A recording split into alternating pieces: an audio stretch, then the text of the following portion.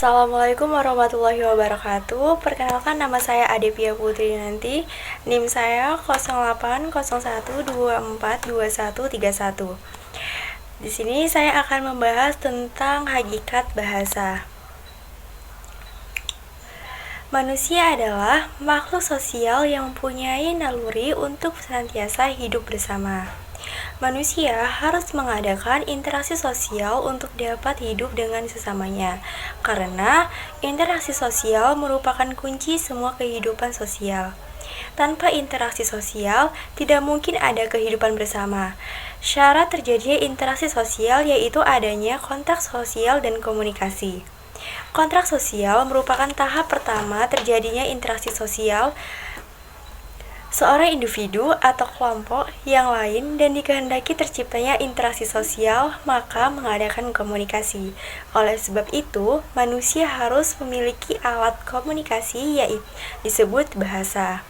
Jadi, hakikat bahasa dapat dimaksud bahasa menjadi alat komunikasi yang diperlukan dalam komunikasi antar manusia sebagai makhluk sosial.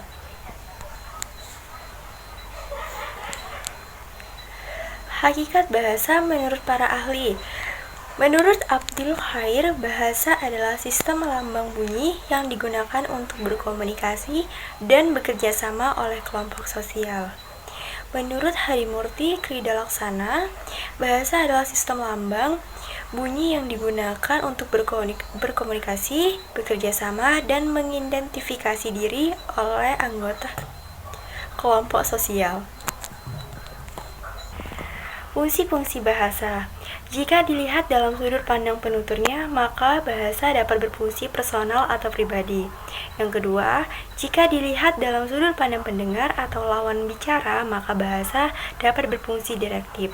Yang ketiga, jika dilihat dalam sudut pandang kontak antara penutur dan pendengar, maka bahasa berfungsi fatik atau interaksional. Yang keempat, jika dilihat dari segi topik ujaran, maka bahasa bersifat referensial atau informatif. Yang kelima, jika dilihat dari segi kode yang digunakan, maka bahasa bersifat metaligional atau metalinguistik. Yang keenam, jika bahasa dilihat dari segi amanat, maka bahasa berfungsi imajinatif. Bahasa memiliki beberapa sifat, yaitu yang pertama, arbitrer. Bahasa bersifat suka-suka, artinya ada kebebasan dalam membentuk kata baru. Hubungan antara lambang bunyi dengan yang dilambangkannya tidak wajib, bisa berubah sewaktu-waktu dan tidak dapat dijelaskan. Yang kedua, konvensional. Setelah ada kebebasan dalam membentuk kata baru, ada kesepakatan antar pengguna bahasa tersebut. Yang ketiga, bahasa berubah-ubah sesuai dengan perubahan zaman. Yang keempat, berhubungan dengan kebudayaan. Bahasa berhubungan dengan kebudayaan dan kebiasaan penuturnya. Yang kelima, berwujud bunyi. Bunyi yang dihasilkan oleh alat ucap manusia tersusun atas satuan yang paling kecil yaitu fonem. Ciri-ciri hakikat bahasa yaitu 1. Bahasa bersifat arbitrer. Yang kedua, bahasa bersifat konvensional. Yang ketiga, bahasa bersifat produktif. 4. Bahasa bersifat unik. Yang kelima, bahasa bersifat universal. Keenam, bahasa bersifat dinamis. Yang ketujuh, bahasa bersifat bervariasi. Dan 8, bahasa bersifat manusiawi. Beberapa fungsi bahasa diantaranya komunikasi, adaptasi, kontrol sosial, memahami diri, ekspresi diri, memahami orang lain, mengamati lingkungan sekitar, berpikir logis, membangun kecerdasan, dan membangun karakter.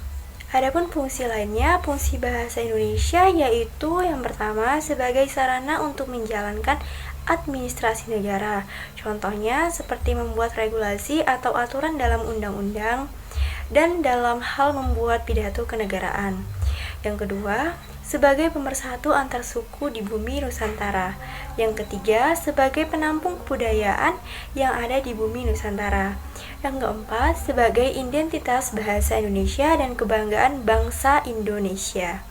Adapun jenis-jenis bahasa. Yang pertama, bahasa diam. Bahasa diam adalah bahasa dengan cara komunikasi antara penutur dan mitra tutur. Akan tetapi, mitra tutur menanggapinya dengan diam. Lalu yang kedua, bahasa tanda. Bahasa tanda adalah bahasa dengan cara komunikasi dengan tanda-tanda. Bahasa tanda ini banyak digunakan oleh polisi lalu lintas. Yang ketiga, bahasa kode. Bahasa kode atau biasa disebut dengan bahasa isyarat. Misalnya, ketika orang ditanya lalu menjawabnya dengan menggelengkan kepala, maka dianggap tidak setuju. Jika orang tersebut menganggukkan kepala, maka dianggap setuju. Yang keempat, bahasa kontak. Bahasa kontak adalah cara berkomunikasi dengan menyinggung anggota badan dan kontak jasmani atau fisik. Yang kelima, bahasa simbol. Bahasa simbol adalah cara berkomunikasi yang unik karena mitra tutur untuk memahami pesan yang disampaikan oleh penutur dengan cara mengamati simbol yang dipakai oleh penutur. Yang keenam adalah bahasa verbal. Bahasa verbal adalah bentuk komunikasi yang menggunakan kata-kata, baik secara lisan maupun tertulis. Jadi kesimpulannya, pada hakikatnya bahasa Indonesia merupakan bahasa nasional Indonesia dan sarana untuk berkomunikasi antar sesama manusia. Kemampuan berbahasa merupakan kemampuan yang dimiliki oleh manusia. Namun, kemampuan itu tidak dibawa sejak lahir dan dikuasai dengan sendirinya, melainkan harus dipelajari. Tanpa bahasa, tidak akan mungkin manusia dapat berpikir lanjut serta mencapai kemajuan dan teknologi seperti sekarang ini. Untuk itu, sangatlah penting mempelajari hakikat dan fungsi bahasa.